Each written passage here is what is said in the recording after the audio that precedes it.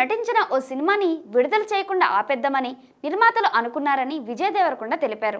సంగీత దర్శకుడి మార్పుతో సినిమాపై నమ్మకం కలిగి రిలీజ్ చేసినట్లు చెప్పారు. కొత్త మూవీ కింగ్డమ్ ప్రమోషన్ లో భాగంగా పాల్గొన్న ఓ ఇంటర్వ్యూలో ఈ విషయాలు పంచుకున్నారు విజయ్ దేవరకొండ. ఆ చిత్రం మరేదో కాదు, టాక్సీవాలా. దర్శకుడు రాహుల్ సంక్రిత్యన్ టాక్సీవాలా స్క్రిప్ట్ చెప్పినప్పుడే బాగా నవ్వుకున్నా. వెంటనే సినిమా చేసేద్దామని చెప్పా. ప్రతి సన్నివేశం చిత్రీకరణ పూర్తయ్యాక మానిటర్ల అవుట్పుట్ చూసినప్పుడు నవ్వులే. ఎడిటింగ్ పూర్తయింది. సినిమా విడుదలకు సిద్ధంగా ఉన్న సమయంలో నేను చెన్నైలో నోటా మూవీ షూటింగ్ లో ఉన్నా. టాక్సీవాలా ఫైనల్ అవుట్పుట్ చూసిన నిర్మాతలు నాకు ఫోన్ చేసి వెంటనే హైదరాబాద్ రమ్మన్నారు. వాళ్ళ వాయిస్ లో సీరియస్నెస్ అర్థమైంది. ఏం జరిగిందని టెన్షన్ పడ్డా. హైదరాబాద్ రాగానే అల్లు అరవింద్ గారిని కలిసా. ఇది వర్కౌట్ కాదు, ఆపేద్దాం, తదుపరి సినిమాని గ్రాండ్ గా రిలీజ్ చేద్దామని అన్నారు. నేను షాక్ అయ్యా. మరోసారి చూద్దాం సార్ అని విజ్ఞప్తి చేశా. అలా సినిమా చూసిన నాకు నవ్వు రాలేదు. సినిమా జానర్ కు నేపథ్య సంగీతం పూర్తి భిన్నంగా ఉండడమే దానికి కారణం. నేను దర్శకుడు మరో మ్యూజిక్ డైరెక్టర్ ని సెట్ చేస్తాం, సమయం ఇవ్వండి అని అరవింద్ సార్ కి చెప్పా. సంగీత దర్శకుడు జాక్స్ బేజోయ్ ని కలిసి సినిమా నేపథ్యం వివరించాం. అతడి నేపథ్య సంగీతం సినిమా విజయానికి కారణమైందని విజయ్ పేర్కొన్నారు.